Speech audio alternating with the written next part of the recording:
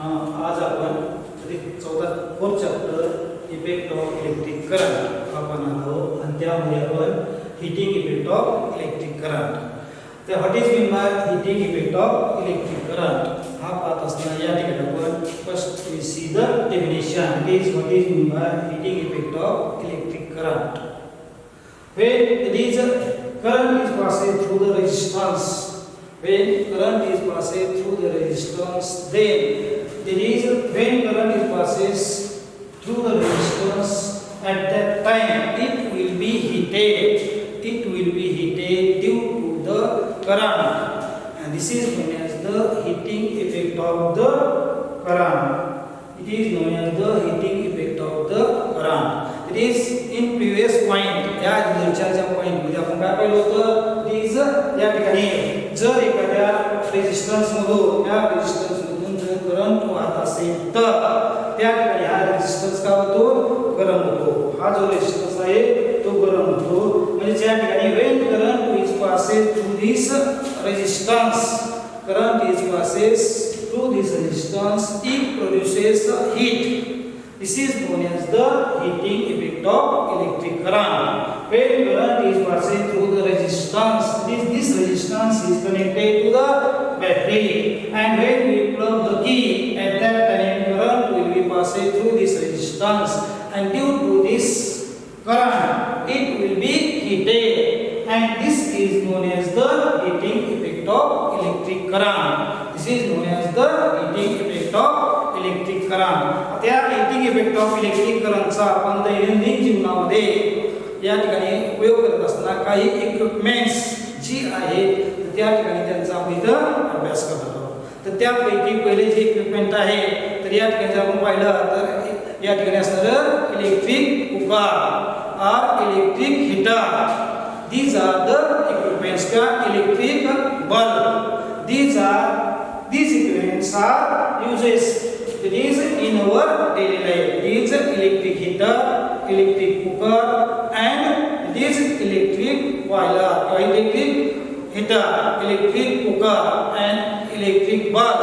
These are the equipments of it is heating effect of electric current. And here we see that electric cooker and electric heater, there is a coil.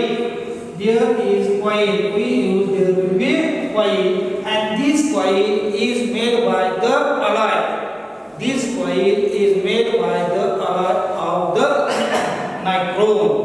This coil is made by the alloy of the nichrome. या ठिकाणी जी coil आहे या ठिकाणी आपण electric heater आणि electric cooker यामध्ये जी आपण coil वापरतो ती जी कॉईल आहे ती कॉईल कशापासून बनवलेली असते तर ती कॉईल असते नायट्रोम पासून. This is conducting material. This coil is conducting material having high resistance. Conducting material is having high resistance, and this coil is made by the it is nichrome. This coil is made by the nichrome. And second example, it is electric bulb. या ठिकाणी हा जो electric bulb आहे आता जर पाहिलं तर अशा प्रकारचा आपण घरी बल्ब वापरत नाही, पण पूर्वी या ठिकाणी जे बल्ब असायचे तर अशा प्रकारचा हा बल्ब असायचा. तर या बल्बामध्ये जी या ठिकाणी जी कॉईल आहे तीच कॉईल जी आहे ती कशापासून बनलेली आहे tungsten. This coil is made by the tungsten. and when we connect this bulb, when we connect this bulb to the electric supply, when we connect this bulb to the electric supply, and when switch is on, then current passes through this circuit, and then this circuit, from this circuit this is passing through this coil, and this coil having high resistance. This coil it is made from the tungsten, and its resistance will be high, and when current passes through this resistance at that time what happens, it will be heated, and it will be heated about this 3400 degrees Celsius. It will be heated about the temperature that is 3400 degree Celsius. And when current passes through this coil is tungsten coil. And when current is passed through this coil, at that time we see that this coil will be heated, and due to this heating of this coil, it emits light. It will be emit light. And here we see that in this bulb, again this is the glass. या जो पहिला तरीका आहे glass. या ठिकाणी पाहिजे जो भाग आहे तो आहे glass. And this space is a vacuum place. या ठिकाणी जो पहिला हा जो स्पेस आहे तो आहे पूर्ण व्हॅक्यूम आहे. एक तर व्हॅक्यूम असेल किंवा या ठिकाणी काय आहे नायट्रोजन गॅस. या ठिकाणी काय आहे एक तर व्हॅक्यूम आहे किंवा दुसरं काय आहे नायट्रोजन गॅस. त्यामुळे काय होतंय तर या ठिकाणी हा जो नायट्रोजन गॅस किंवा व्हॅक्यूम असल्यामुळे यामध्ये कोण नाही ऑक्सिजन नाही, आणि ऑक्सिजन नसल्यामुळे या ठिकाणी एवढी हीट या ठिकाणी या टंगस्टन कॉइल मध्ये असताना सुद्धा त्या ठिकाणी काय होत नाही तो पेट येत नाही. त्यासाठी तो पेटणार नाही किंवा पेटत नाही. त्यासाठी या ठिकाणी यामध्ये काय केलं असतं एक तर व्हॅक्यूम असतो किंवा या ठिकाणी नायट्रोजन गॅस. लक्षात तर या ठिकाणी आपण पाहिलं तर हा जो बल्ब आहे तर अशा प्रकारचा बल्ब आपण वापरत नाही. आता या ठिकाणी आता मात्र आपण या ठिकाणी अशा प्रकारचे बल्ब वापरत नाही, कारण यामुळे काय होते इलेक्ट्रिसिटी ही जास्त प्रमाणात वापरली जाते. या बल्बमुळे इलेक्ट्रिसिटी, आणि जर आपण उन्हाळ्यात हा बल्ब जर पाहिला लावला तर या ठिकाणी त्यामुळे काय होते उष्णता ही त्यातून जास्त प्रमाणात रेडिएट होते. या ठिकाणी उष्णता मोठ्या प्रमाणात बाहेर पडते, आणि त्यामुळे या ठिकाणी अशा प्रकारचे बल्ब आपण वापरत नाही त्या बल्बमध्ये. आणि परत एक बाहेरचे आवरण आहे, बाहेरचं या ठिकाणी असताना तो कसा आहे काचच आहे, आणि काच असल्यामुळे दिस लाईट विल बी ट्रान्सफर. त्या ठिकाणी ती काय होते ट्रान्सफर होते किंवा ट्रान्सफर होऊन या ठिकाणी आपल्याला या ठिकाणी काय होतो तो प्रकाश दिसतो. आणि त्यामुळे आपण या ठिकाणी हा बल्बमध्ये पाहिलं तर या ठिकाणी काय करतो आपण तर हा व्हॅक्यूम किंवा यामध्ये काय करतो नायट्रोजन गॅस भरतो, आणि त्यामुळं या ठिकाणी अशा प्रकारे या टंगस्टन वायर या ठिकाणी आपण वापरले असतो. आणि या टंगस्टन वायरचा मेल्टिंग पॉइंट जर पाहिला तर किती आहे 3400 डिग्री सेल्सिअस. 3400 degree Celsius. अशा प्रकारे या ठिकाणी आपण अशा प्रकारचे या ठिकाणी बल्ब वापरतो. आणि या बल्बमध्ये जर पाहिलं तर या ठिकाणी काय केलं असतं अशा प्रकारे काय केलं असतं नायट्रोजन आणि किंवा व्हॅक्यूम या ठिकाणी निर्माण होते त्यामध्ये असते. लक्षात ज्या ठिकाणी आपण heating effect of electric current त्यामध्ये पाहत असताना पहिला पॉईंट का पहिला डेफिनेशन काय when current is passing through the resistance, due to this current it produces a heat, and this is known as the heating effect of electric current. It is known as the heating effect of electric current. For example, कोणते example पाहिजे आपण that is electric cooker, electric heater and electric bulb.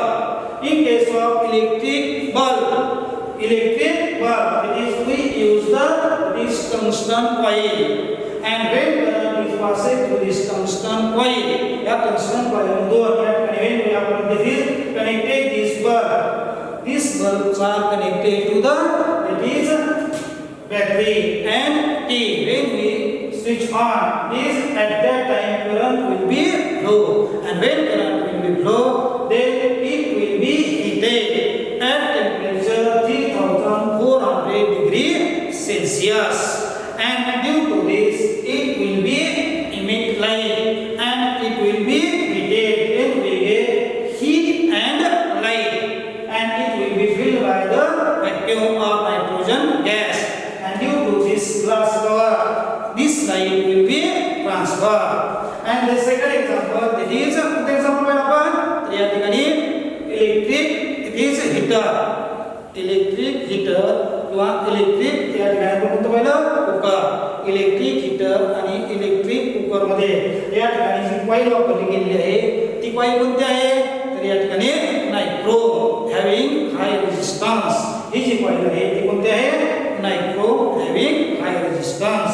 अशा प्रकारे आपण या ठिकाणी heating effect of electric current या ठिकाणी पाहिलेला आहे. त्यानंतर आपण या ठिकाणी पाहणार आहोत तर या ठिकाणी we see that it is unit of power. या ठिकाणी आपण या पॉवरचं जे युनिट आहे this power is measured in unit that is watt. Power is measured in unit that is watt. ही जी पॉवर आहे त्या कशामध्ये मोजतो वॅट मध्ये. परंतु हे जे युनिट आहे ते युनिट कसं आहे अतिशय लहान आहे अतिशय it is very small and due to this when we use the power at that time this power is measured in that is kilowatt. This power is measured in kilowatt and therefore 1 kilowatt is equal to 1000 watt. It is this kilowatt is converted into watt. 1 kilowatt is equal to that is 1000 watt. And this watt unit of power is very small and due to this we use the unit of power is kilowatt and 1 kilowatt is equal to 1000 watt. And when we release this 1 kilowatt power, 1 kilowatt power is used in 1 hour. When this 1 kilowatt power is used in 1 hour, then we get it is 1 kilowatt hour. 1 kilowatt hour is equal to 1 kilowatt hour is equal to 1 kilowatt into 1 hour.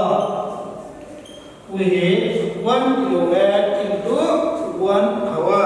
That is, we know that, but 1 kilowatt is equal to how many watt? It is 1 kilowatt is equal to 1000 watt. 1000 watt. And 1 hour. ते एका तासामध्ये किती minute असतात 60 minute. परत एका मिनिटामध्ये किती second 60. जे एका तासामध्ये जर आपण पाहिलं तर एका तासामध्ये किती सेकंद असतील तर 3600 सेकंद. एका तासामध्ये सेकंद जर पाहिले तर ते किती असतील 3600 सेकंद. 3600 सेकंद. या ठिकाणी काय आपण केलं तर या किलोवॅटचं रूपांतर वॅटमध्ये केलं. किलोवॅटचं रूपांतर वॅटमध्ये केलं आणि या ठिकाणी आपल्याला जी या ठिकाणी जो टाइम आहे तो टाइम या ठिकाणी कशामध्ये दिलेला आपल्याला आहे आवरमध्ये आणि त्या आवरचं रूपांतर आपल्याला कशामध्ये करायचं आहे सेकंदामध्ये. म्हणजे ज्या ठिकाणी आपल्याला काय मिळालं इथं इट इज या ठिकाणी 36 1 2 3 4 5 1 2 3 4 5 या ठिकाणी हे 3 2 5 into it is watt second. या ठिकाणी काय ठेवलेला watt second. आता या ठिकाणी आपण काय केलं होतं तर आपण हा फॉर्म्युला पाहिला होता कोणता power P is equal to power P is equal to कोणता फॉर्म्युला पाहिला होता that is work done किंवा energy upon time. Work done upon time. या ठिकाणी P is equal to W upon T. Therefore, this power is measured in watt is equal to this work is measured in joule and this time is measured in second. This time is measured in second and therefore this 1 watt into 1 second is equal to 1 joule. That is 1 watt into 1 second is equal to 1 joule and therefore in this equation we write that is watt into second is equal to joule. That is 3600000 which means 1 2 3 4 5 joule watt into second is equal to joule. But here we write this, it is 36 into 10 raised to 5 joule. म्हणजे या ठिकाणी आपण जेवढे शून्य आहे त्या ठिकाणी तेवढं काय करतो, 10 चा घात तेवढा घात करतो. म्हणजे जर या ठिकाणी जर 100 असेल 100 असेल तर लिहित असताना काय करतो 10 स्क्वेअर. या ठिकाणी जे जेवढे शून्य आहे 100 असेल तर 10 चा वर्ग. जर या ठिकाणी 1000 असेल तर आपण काय करतो 10 चा घन. जेवढे शून्य आहे तेवढे या ठिकाणी काय करतो, या ठिकाणी तेवढा घात करतो. तशा प्रकारे या ठिकाणी काय केलंय 1 2 3 4 5 5 शून्य असल्यामुळे 36 into 10 raised to 5 joule, and that is equal to 3.6 into 10 raised to 6 joule. 3.6 into 10 raised to 6 joule, and this is the value of, it is 1 kilowatt hour. This is the value of 1 kilowatt hour, and this 1 kilowatt hour is nothing but 1 unit. This is nothing but 1 unit. 1 kilowatt hour is nothing but 1 unit. जर आपण आपल्या घरचं light bill पाहिलं तर light bill मध्ये काय असतंय, एका महिन्यामध्ये आपण किती लाईट बिल जी लाईट वापरलेली आहे, इलेक्ट्रिसिटी किती वापरलेली आहे आणि ती कशामध्ये येते, युनिट मध्ये. आपण पाहतो लाईट बिल किती आले तर त्या लाईट बिलावरून त्या ठिकाणी आपण एका महिन्यामध्ये किती लाईट यूज केलेली आहे आणि ती यूज केलेली जी लाईट आहे ती लाईट कशामध्ये असते, युनिट मध्ये. म्हणजे ते एकच युनिट म्हणजे ज्या ठिकाणी 1 kilowatt hour is nothing but that is 1 unit. 1 unit is equal to 1 kilowatt hour. 1 unit is equal to 1 kilowatt hour, and that is equal to 3.6 into 10 raised to 6 joule. That is equal to 3.6 into 10 raised to 6 joule. या ठिकाणी आपण हे 1 unit असं या ठिकाणी पाहिलेलं आहे. त्यानंतर हे लक्षात आलं तर या ठिकाणी काय लक्षात आहे, 1 unit is equal to 1 kilowatt hour, and that is equal to 3.6 into 10 raised to 6 joule. आणि आपल्याला हे जे आहे ते काय आपल्याला लक्षात घ्यायचं, this 1 kilowatt means 1 unit, and 1 unit is equal to, it is 3.6 into 10 raised to 6 joule. त्यानंतर आपण जर पाहिलं तर आपल्या घरी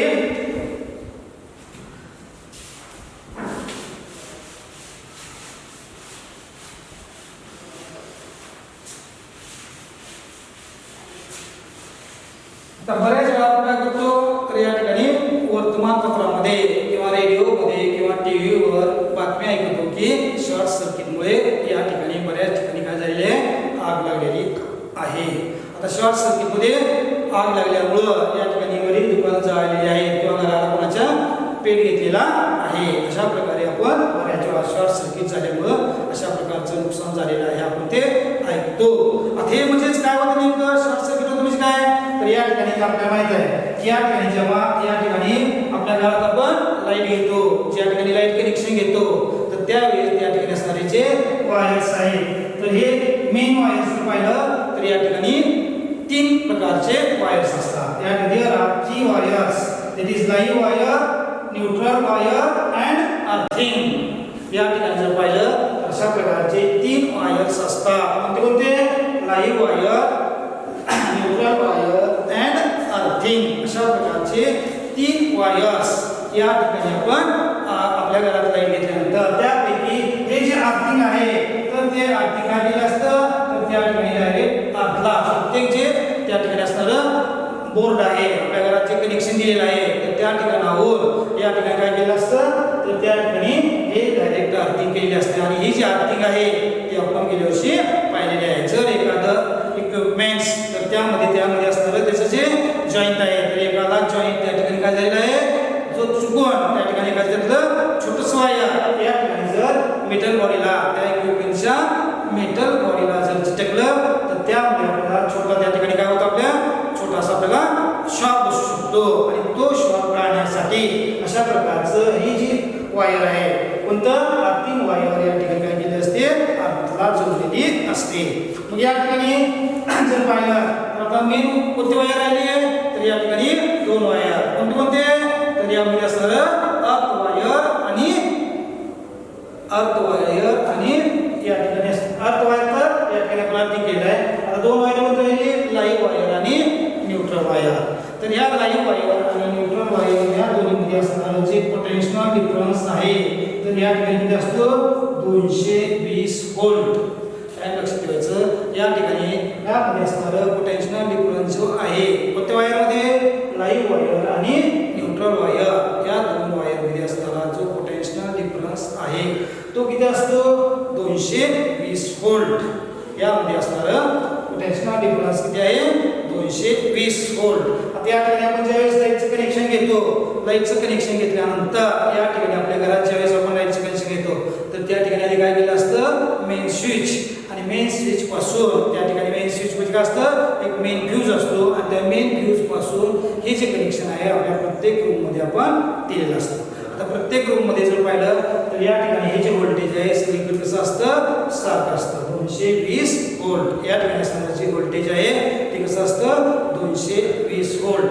परंतु या ठिकाणी काय होतंय जर या ठिकाणी आपण आपल्या घरातील हे जी वायरिंग आहे फिटिंग केलेली आहे फिटिंग केल्यानंतर या ठिकाणी after several years after some time काही दिवस गेल्यानंतर दिस त्यावर जे असणारं कोटिंग जे आहे दिस कोटिंग विल बी मेल्ट. त्या ठिकाणी काही दिवस झाल्यानंतर या वायरवर असणारं इन्सुलेटिंग मटेरियल हे जे आतमध्ये काय असतं तांबेचा आणि त्यावर काय असतं अशा प्रकारचं कोटिंग इन्सुलेटेड मटेरियलचं त्यावर काय असतं कोटिंग आणि ते कोटिंग काय होतं काही दिवसानं आपोआप त्या ठिकाणी काही दिवस झाल्यानंतर ते काय होऊ शकतं त्या ठिकाणी तुटू शकतं आणि तुटल्यामुळं these two wires it is live wire and neutral wire they are come in contact with each other. हे लाईव्ह वायर आणि हे न्यूट्रल वायर हे काय होतात एकमेकांच्या संपर्कात येतात. and when these two wires it is live wire and neutral wire come in contact with each other then we see there will be sparking.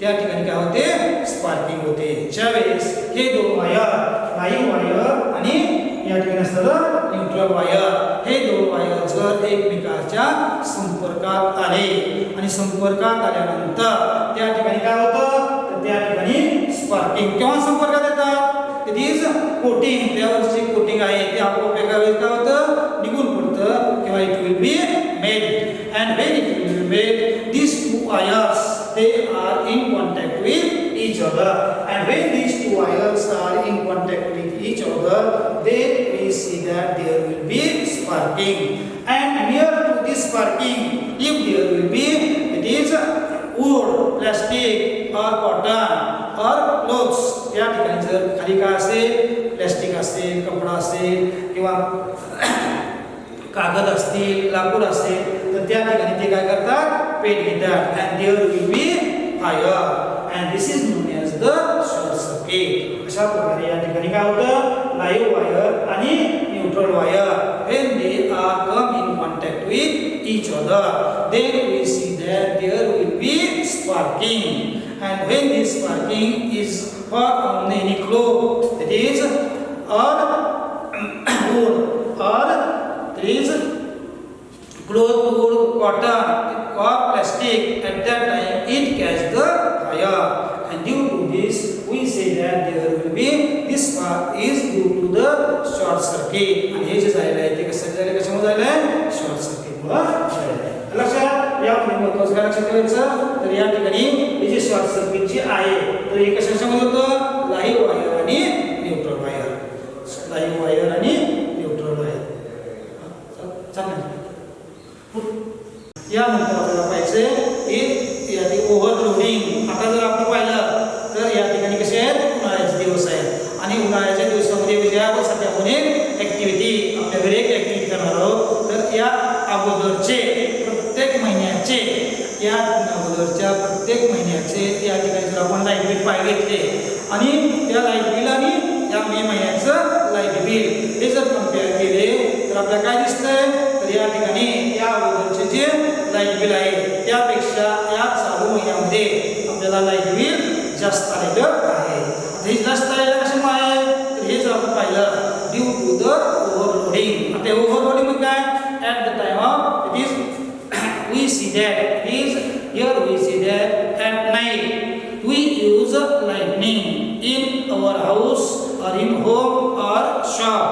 Also we use these fans or electrical equipments will be used at the same time, and at that time due to this it is we use equipments, there will be load on the transformer, there will be load on the transformer, and when there will be load at that time it is the capacity of that transformer is not sufficient to provide the electricity, is not sufficient to provide the electricity, and due to this there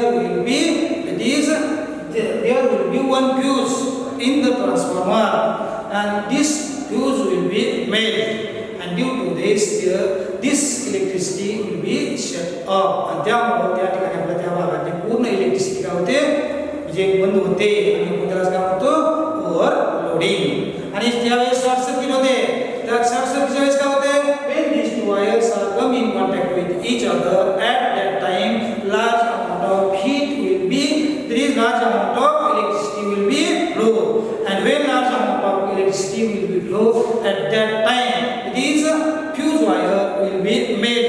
आणि आपल्याला मागील वेळेस आपण पाहिलं fuse wire मध्ये जर पाहिलं काय होतंय तर जे फ्यूज वायर आहे तर त्या फ्यूज वायर मध्ये त्या ठिकाणी त्याचा जो मेल्टिंग पॉइंट तो कसा असतो कमी असतो, आणि त्यामुळे when large amount of current will be flow it will be melt, आणि त्यामुळे तो काय होतो मेल्ट होतो. जशा प्रकारे आपण या ठिकाणी ओव्हरलोडिंग आणि या ठिकाणी काय पाहिलेलं आहे शॉर्ट सर्किट. आता हा जो फ्यूज आहे तर मेन फ्यूज तर आहेच, तशाच प्रकारे या ठिकाणी आपण प्रत्येक जर आता जर पाहिलं तर या ठिकाणी आता जे बल्ब वापरतो एलईडी म्हणजे आपण जे पाहिलेला बल्ब आहे अशा प्रकारचे बल्ब आपण वापरत नाही. आता आपण काय करतो एलईडी बल्ब वापरतो, व फिटिंग करत असताना जर पाहिलं तर आपल्या प्रत्येक रूम मध्ये या ठिकाणी आपण विशिष्ट प्रकारचे फ्यूज लावलेले आहे. आपल्या पुस्तकामध्ये ते फ्यूज प्रत्येक फ्यूज दिलेले आहे, प्रत्येक प्रकारचे फ्यूज या ठिकाणी वेगवेगळ्या प्रकारचे फ्यूज या ठिकाणी दिलेले आहे. असे फ्यूज असूनही आज आपण मिनिचर्स किंवा मिनिचर सर्किट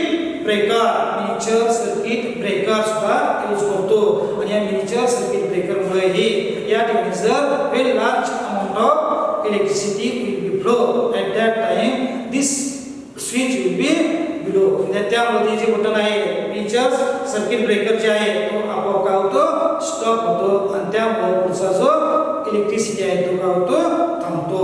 आणि त्यानंतर आपण जे तीन फॉर्म्युले पाहिलेले आहेत या ठिकाणी H इज इक्वल टू या ठिकाणी कोणते फॉर्म्युला पाहिले आपण H is equal to VAB into IT, but H is equal to I square RT, and third point H is equal to V square T upon R. अशा प्रकारचे आपण तीन equation पाहिले, आणि या तीन इक्वेशनला आधारित या ठिकाणी आपल्याला काय करायचं आहे तर या ठिकाणी एक्झाम्पल्स घ्यायचे. ते एक्झाम्पल मात्र आपल्याला सॉल्व्ड न्यूमेरिकल्स सॉल्व्ड एक्झाम्पल्स या ठिकाणी दिलेले आहे. आता या ठिकाणी H मीन्स हीट ऑब्टेन, परंतु या ठिकाणी आपण पाहिलं तर H upon T हा जो फॉर्म्युला आहे H upon T means that is power. H upon T is equal to power, आणि या ठिकाणी H upon T म्हणजे या ठिकाणी आपण काय करतात या ठिकाणी या सर्किटच्या इक्वेशनला आपण T ने डिवाइड करतात, आणि T ला डिवाइड केल्यामुळे या ठिकाणी आपल्याला इक्वेशन काय मिळेल V voltage across AB into I VR power is equal to VR.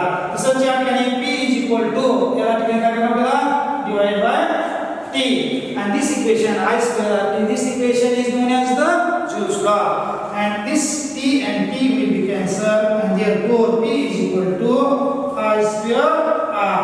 A second formula है तसंच या ठिकाणी P is equal to H upon T, that is equal to V square T upon R, V square T upon R.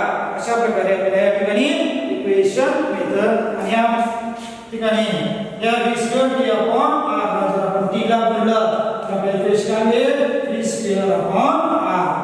This equation for the v² upon r for the power. आणि या equation वरून या ठिकाणी आपण derivation किंवा खाली numericals सोडणार आहोत.